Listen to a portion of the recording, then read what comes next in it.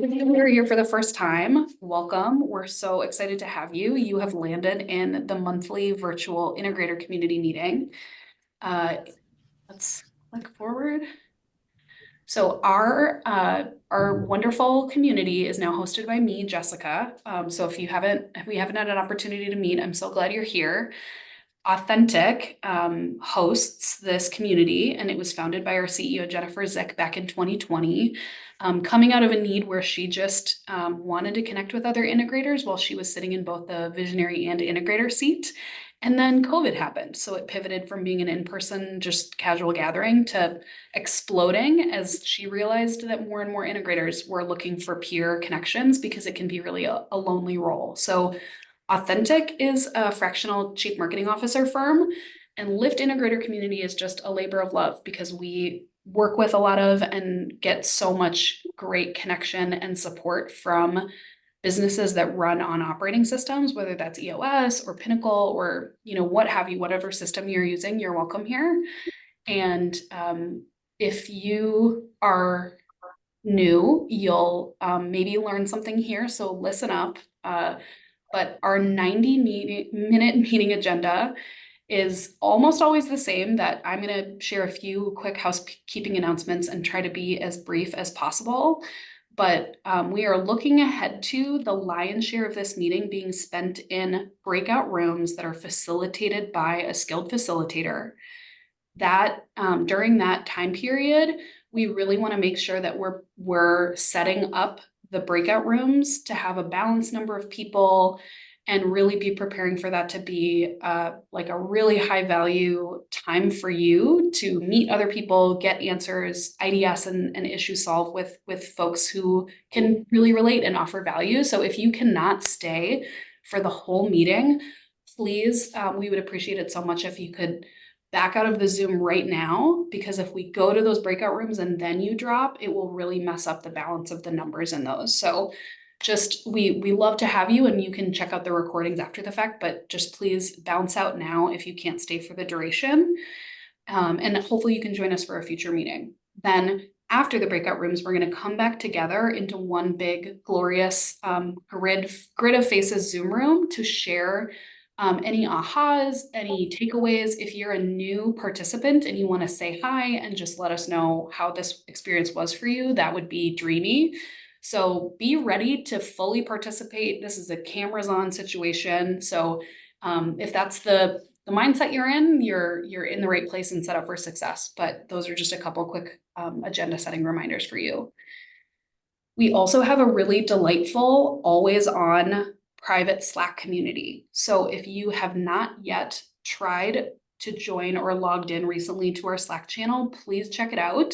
It's so valuable and helpful. If you have a really specific question and you can connect with people who maybe can't always make it to these monthly meetings, or you don't really want to have to wait, 20 days until the next monthly to bring up an issue or ask a question, that's there for you all the time. So you'll get a time sensitive link in the chat for this meeting right now to join there. If you miss it or you need a new link, just reach out to me anytime. Julia can even put my email address, or I can reach out to you via email if you want to get access to the Slack and you can't. But it's awesome. I hope to see you there. We also have all of our full year of LIFT Integrator Community meetings live for registration on our website. So it's a really hard thing most days to carve out time for a 90-minute meeting, but we hear over and over again that people find it so valuable. So I hope you will do yourself the service of carving out that time so you can get the support, you can get your questions answered, you can kind of continue to build your relationships and network with this great group of peers. So it's there. I hope you carve out this time on your calendar, because it's really easy to explain away that you have other busy things to do and can't make the time. We have a wonderful group of other companies that serve entrepreneurial, growing, scaling businesses.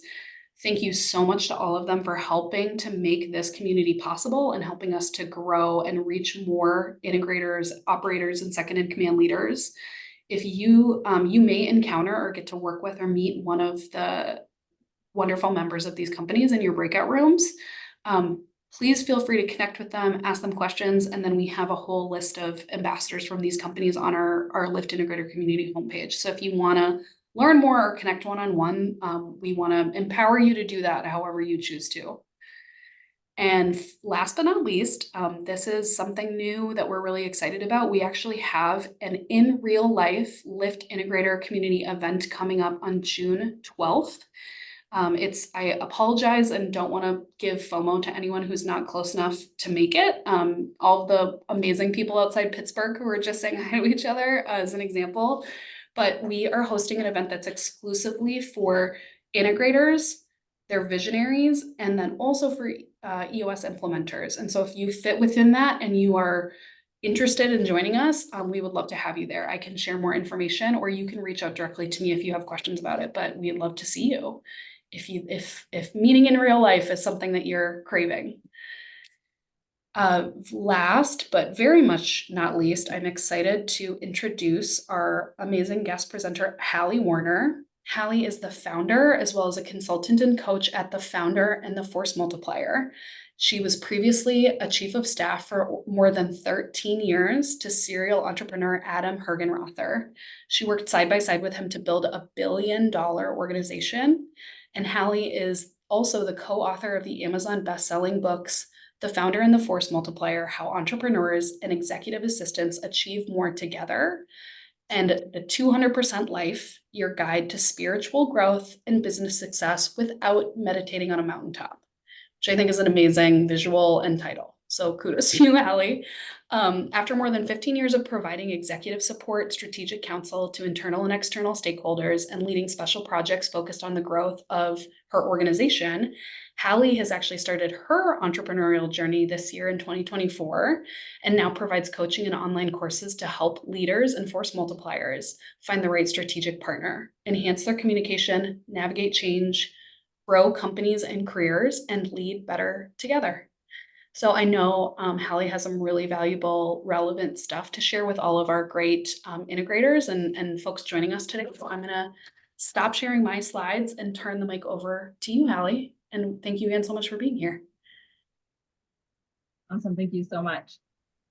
Okay, as I'm getting my slides up here, I'd love to just hear maybe in the chat who is currently either in a chief of staff position as the integrator and or works closely with the chief of staff or executive assistant on your team. I just kind of want to get a sense for the group a little bit.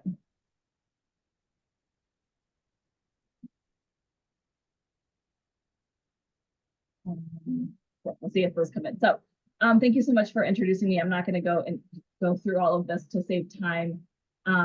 Essentially a COS. Okay, great. So a little bit of the highlights. I now have acquired the company that I started with the entrepreneur I was working with previously called the Founder and the Force Multiplier. As just mentioned, that's a coaching and training company for the Force Multiplier and the founder leader of an organization. I'm really passionate about that partnership. I think it is similar to an integrator, but we're going to talk a little bit about the differences today because I think it's such a powerful person to have within your organization.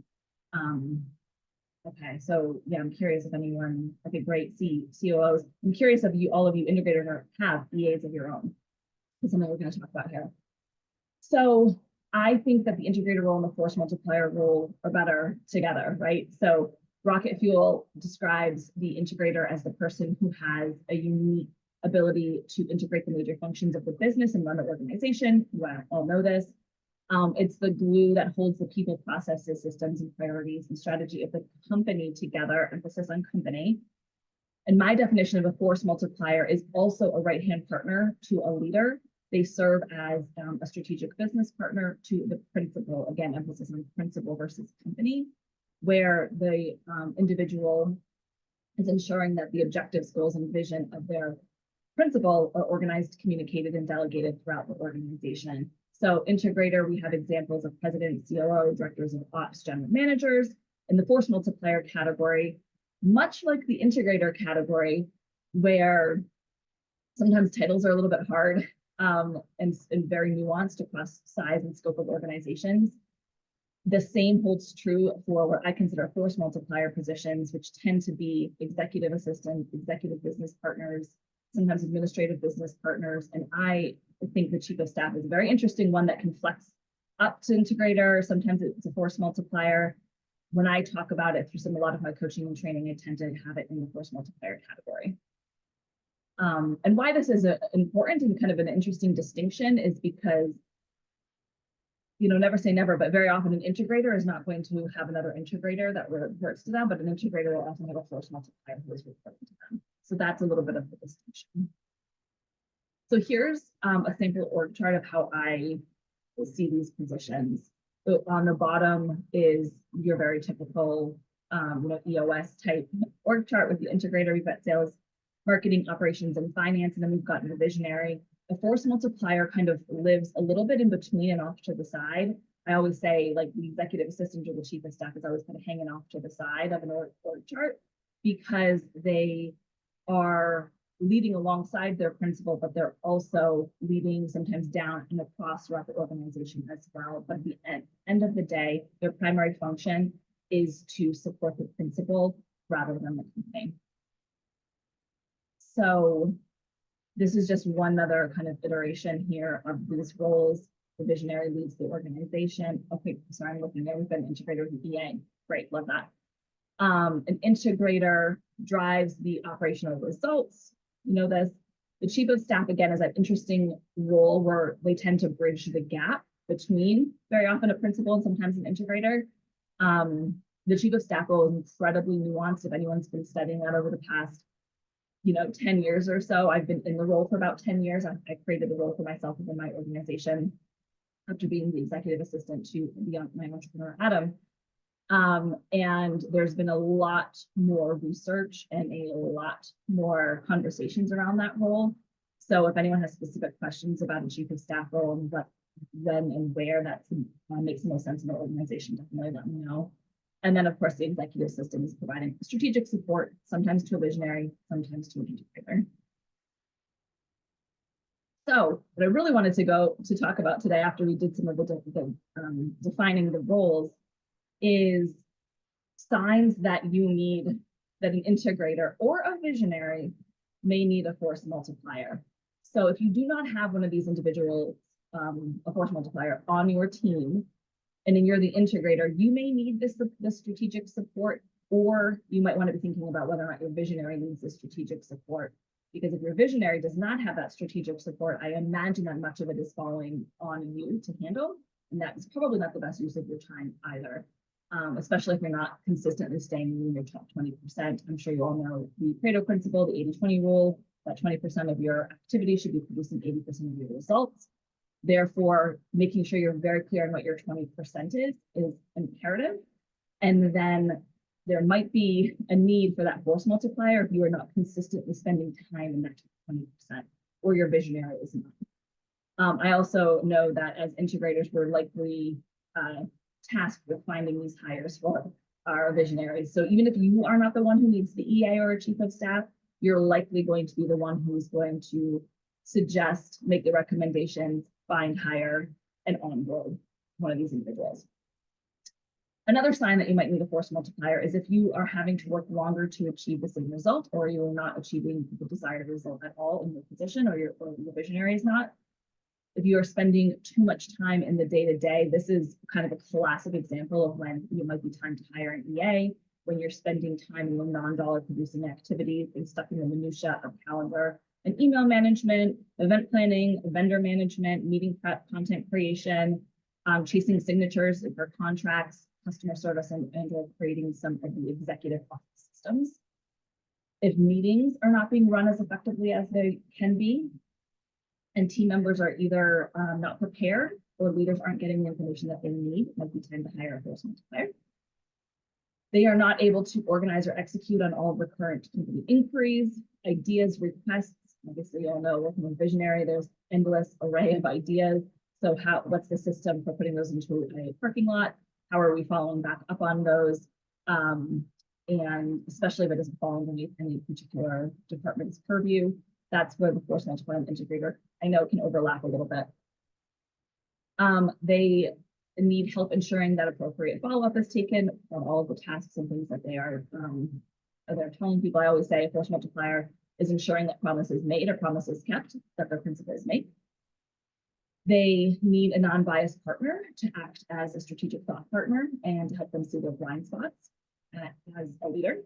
And if the visionary or integrator is not taking care of their mental, emotional, physical health or their relationships, they may need to buy back some time in their day and in their life.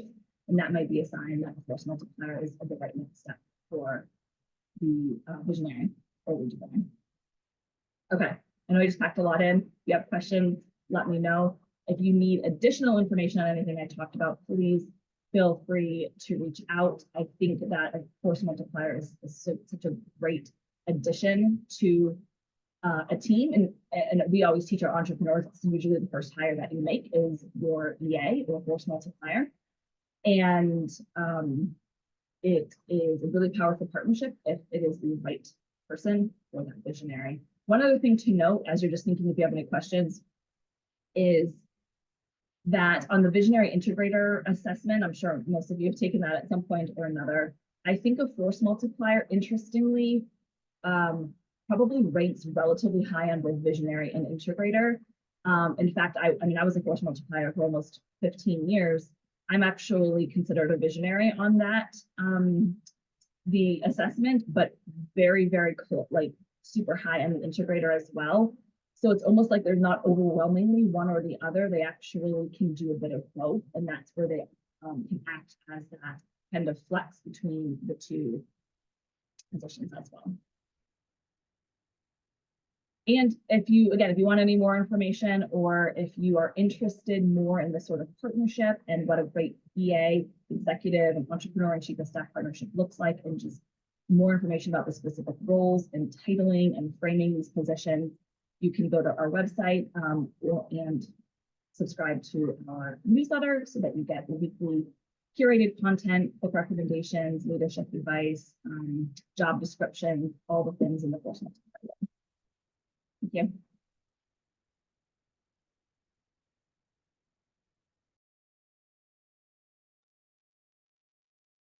Thank you so much, Hallie. I'm sorry it took me a second to find all my right buttons, but I'm gonna take the spotlight off. We have a couple minutes that if anybody does have questions and wants to take some time and pick your brain a little bit, I know the how to direct and navigate the ideas and placeholder time boxes for visionary ideas comes up all the time in our group. So I would just love to give folks the floor to ask you questions.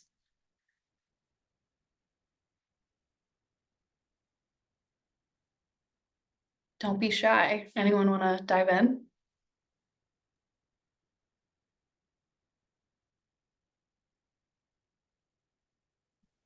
So Hallie, I got a simple question. Is the executive assistant the most common example of the force multiplier? Is that the only, you mentioned that a number of times, but I totally see the value there, but I was wondering if there was multiple examples of that type of a role other than an executive assistant.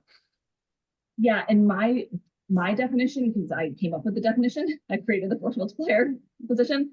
So in my definition, it is an executive assistant, which can often have multiple titles, like an executive business partner, executive personal assistant. That's usually for high net worth individuals, venture capital.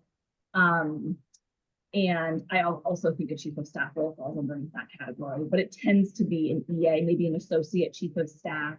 The new title that I'm seeing, and I'd love feedback if anyone's hearing this role come up more often, is called a founder's associate. Has anyone heard of that or seen it?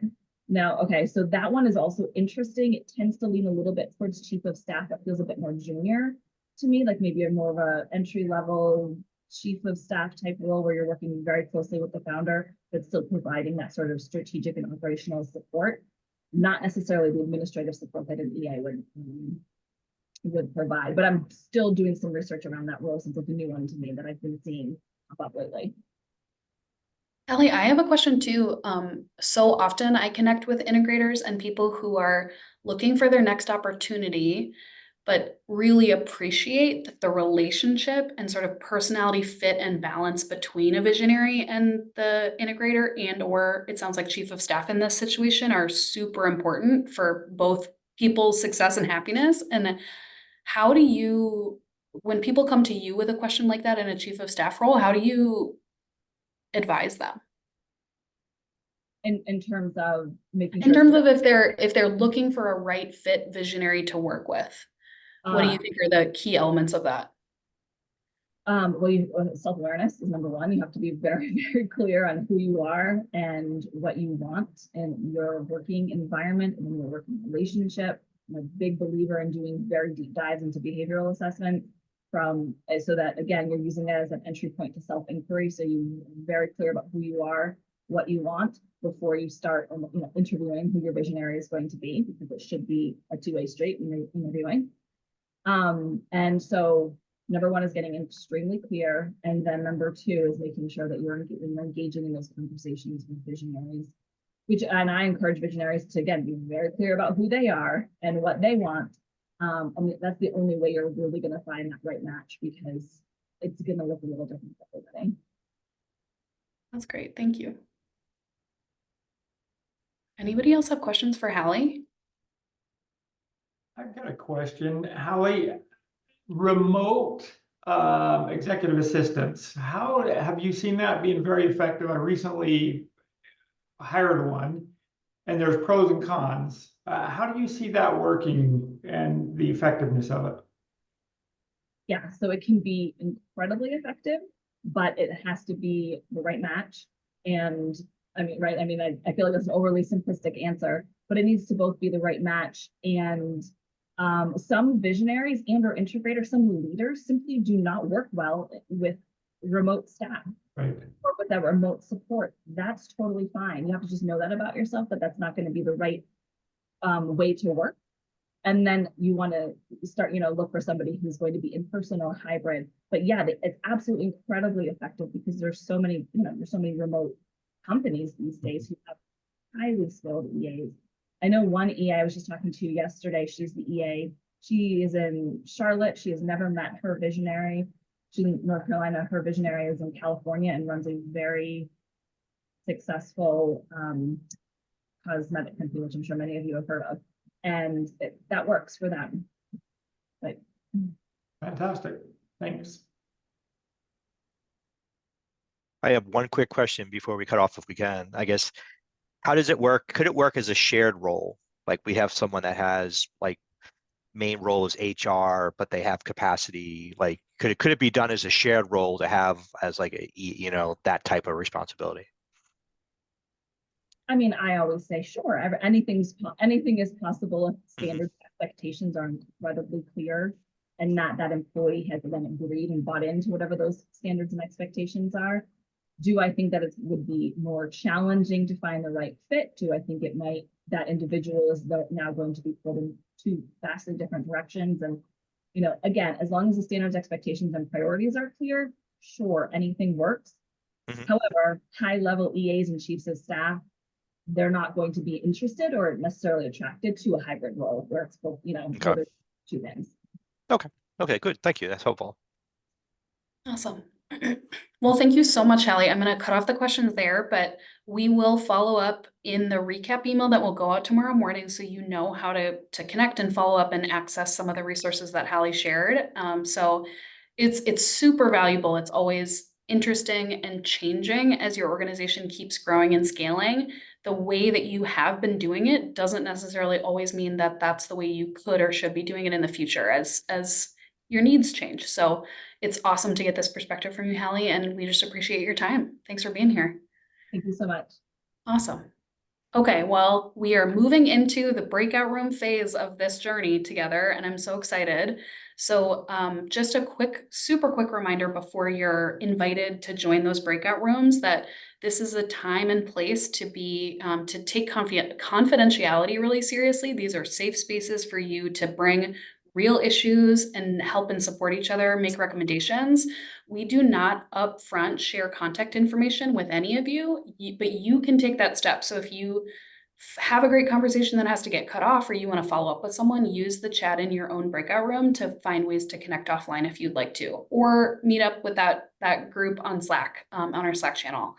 The other piece is that if you wear multiple hats, if you're an integrator plus something else, these are places for you to help each other, but not sell each other your own stuff. So recommendations and like vendors that you've loved to work with, extremely welcome and appreciated. But if just don't feel like this is the place for you to sell your own services. It's just a place for integrators to be helping one another. So those are my quick ground rules, and I just hope that you enjoy it. And I can't wait to see you all after when we come back together after the breakout rooms close. So enjoy and see you very soon.